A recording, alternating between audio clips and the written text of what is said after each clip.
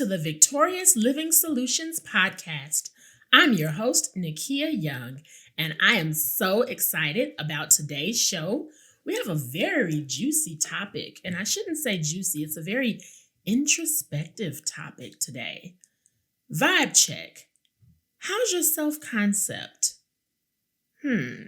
Self-concept. So let's define that first, and then we'll get on into the topic. Self-concept is defined as how someone thinks about, evaluates, or perceives themselves. Okay? All of that constitutes your self-concept. It's also interchangeably referred to as self-esteem by some people. But now that we've gotten that out of the way, let's talk about some things that tend to impact your self-concept. Now, this is just a small list. There could be other factors as well, but we're going to talk about, I've got 4 main things we're going to talk about today. And again, there are more than 4, but we're just going to talk about 4. The first thing that can impact your self-concept, the way you evaluate, think about, view yourself, is your childhood.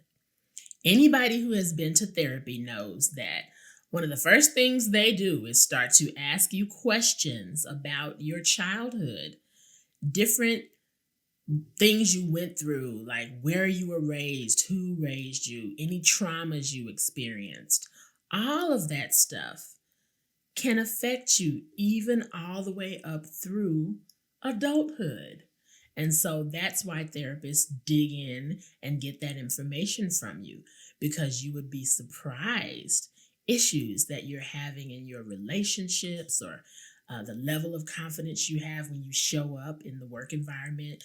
All of that stuff can be developed from, or impacted by, I should say, things you went through in your childhood, hurts and traumas you experienced, different things, that wounds that were never healed. And so they just became a part of how you are and how you see yourself, how you show up in the world. Another thing is environment. Now, this environment term is kind of broad. So environment where you work, your school environment, media that you consume, all of that comes under the umbrella of the term environment. And that can impact your self-concept as well, how you evaluate yourself. School is big for this because you literally get grades for assignments that you do, or there's different markers that you experience along the way that help to determine how you're doing academically and whether you do well on those tests, those standardized tests. Honey, don't get me started. I am not a fan. I'm a former educator here. I'm not a fan of the endless amount of testing that these poor children have to go through. Okay, off my soapbox. But yes, how well you do on tests, or, things of that nature, whether or not you got student of the month, all of those things impact your self-concept as a child and, on up through adulthood.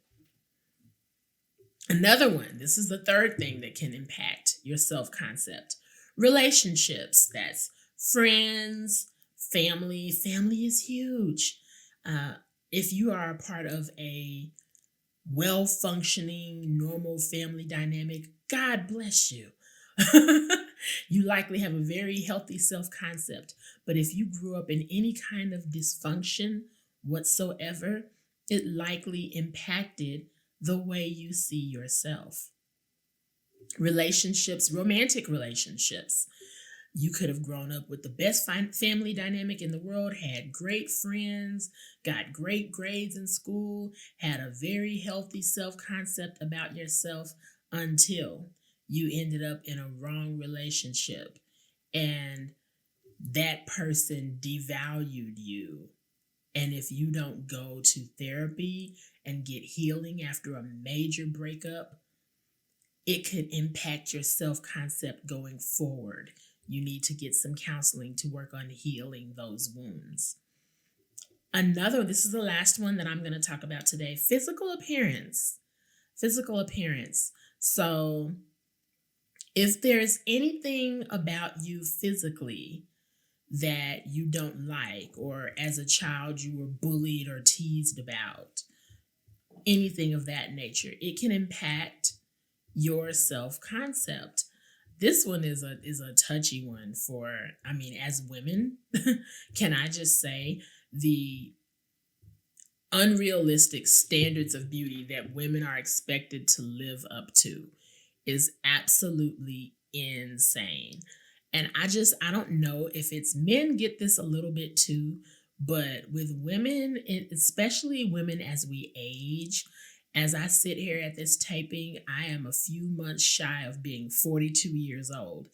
And women are expected to just look like supermodels for as long as we can. And as soon as we start showing any signs of aging whatsoever, society just wants to put us out to pasture in favor of a younger model.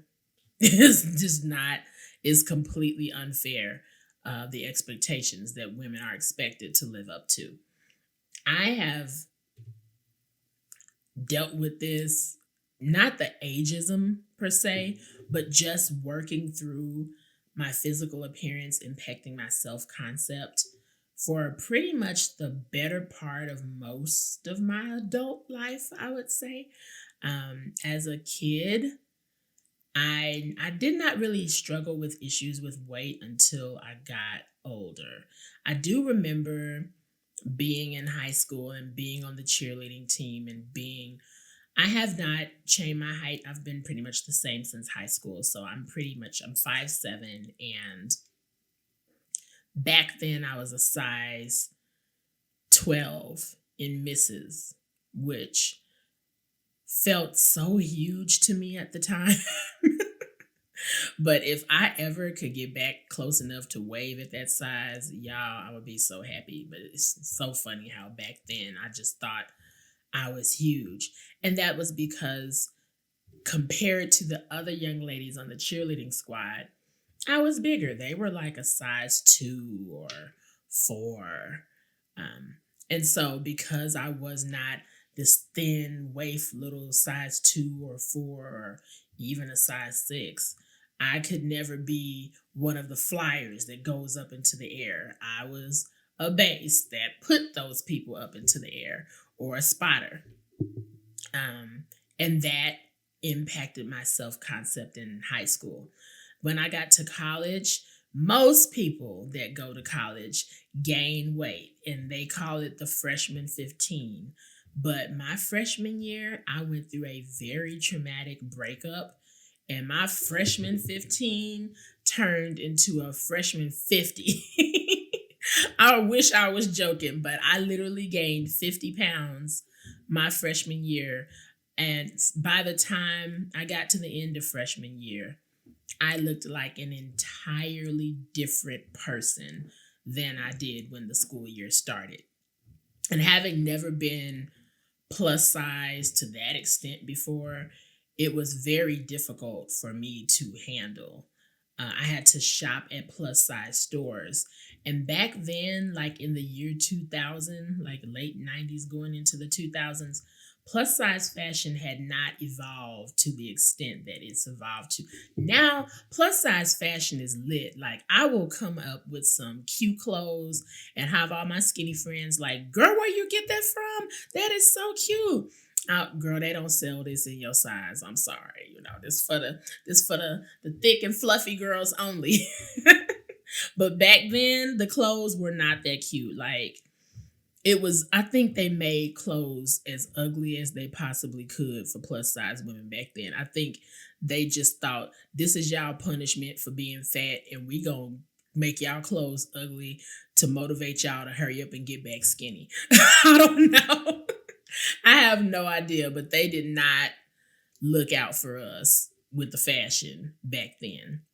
So when I went into those stores, because I could no longer fit the clothes in the misses section for the first time in my life, I would leave the store in tears. Like, this is not it. I gotta figure out how to get this weight off because I will not be shopping in these stores wearing no doggone moo-moos. The devil is a lie. So yeah, your physical appearance can definitely play a part in your self-concept. As you get older, women, like when you have kids, when you have kids, it's like Invasion of the Body Snatchers, because those are things that, like, if that could be a whole other podcast, like things that nobody warns you about before you have kids. Your body will not be the same. It shouldn't. You have given birth to new humans, and so things stretch, skin sags. Like your stomach is pretty much never the same, especially if you're like me and you birthed multiples. I had 2 people living in my stomach at one time. That stuff changes you. And sometimes all the exercising in the world does not get rid of some of the stretch marks and loose skin that remains. To that I say, if you're in a position where your weight or your physical appearance has, impacted your self-concept, there's a lot that you can do. I mean, do what you can do in terms of taking care of yourself in the gym, eating healthy, drinking plenty of water. I've always been a person that I am going to look nice no matter what size I'm at. I went through a season where I lost a lot of weight between 2020 and 2021. And then being in school, things picking up, like when lockdown was over and life started to pick back up and all the many responsibilities of that, going back and gaining the weight back. Now I'm trying to re-lose the weight again. But no matter what size I am, I'm always going to dress nice. I'm always going to fix myself up.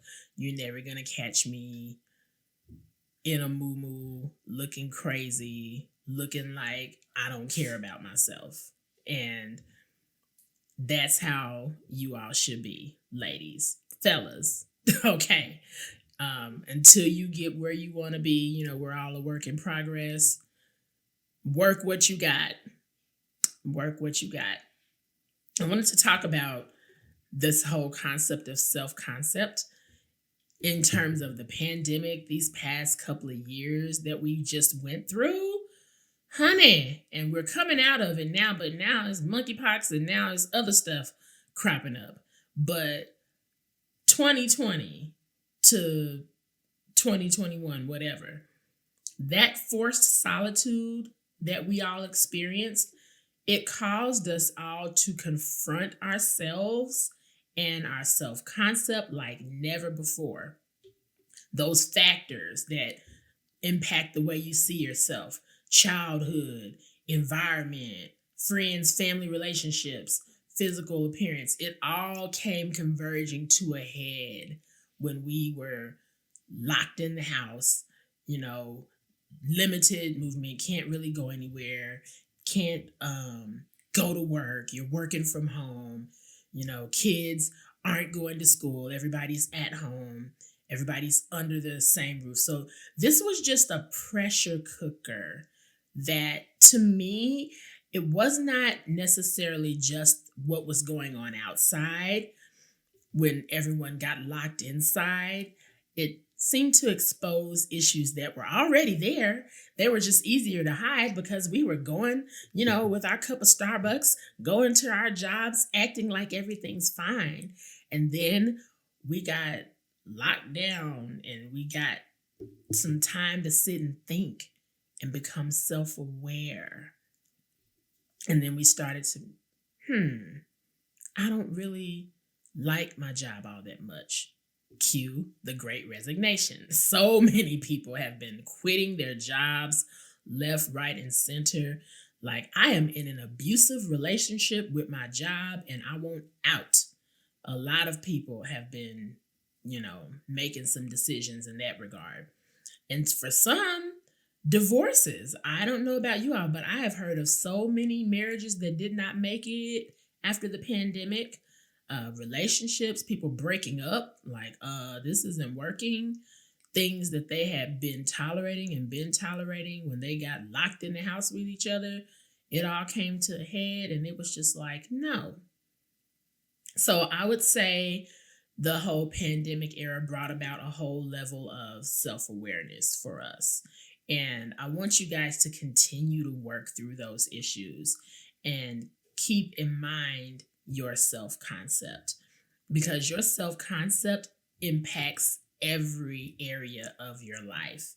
If you have a subconscious bad or poor evaluation of yourself, you don't see yourself as smart, or you don't see yourself as pretty, you don't see yourself as good enough, whatever the issue is, you're not going to be able to hide that. It's going to come up. It's going to impact how you show up in the world. And so you might as well deal with it.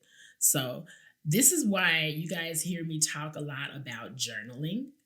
Journaling is really good for your self-awareness. It's easy to kind of hide your feelings and act like they aren't there in certain situations. But journaling, it's just you in the notebook. You have nobody to try to impress. You don't have to put on any airs for anybody. You can really just write that stuff down. And other ways you can become self-aware, just having true friends that they know you better than you know yourself in certain aspects. For some of you, you guys have spouses that are that person for you, but you need to have somebody that can kind of hold up a proverbial mirror to you and show you an aspect of yourself that you may not have noticed. But I just want us to practice being more self-aware. And if you discover that there's something wrong with your self-concept, it's not as healthy as it should be, do whatever you can to bring that thing into alignment so that you can be victorious and show up as the person that God created you to be, as the leader God created you to be, as the businessman or businesswoman that God has created you to be, whatever that is. So I hope you guys have enjoyed this vibe check. How's your self-concept doing? Think about that. Get your journal out and jot it down. Thank you so much for tuning in. Keep living victoriously. I'll see you next time. Bye, everybody.